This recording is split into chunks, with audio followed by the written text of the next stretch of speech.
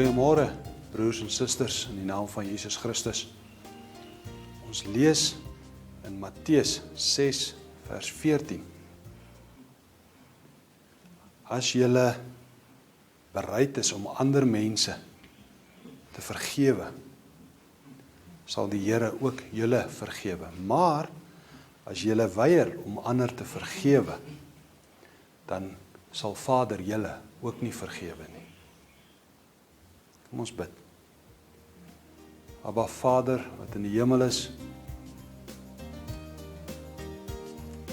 help ons om ander te vergewe.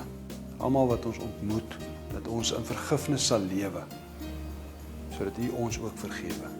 Amen.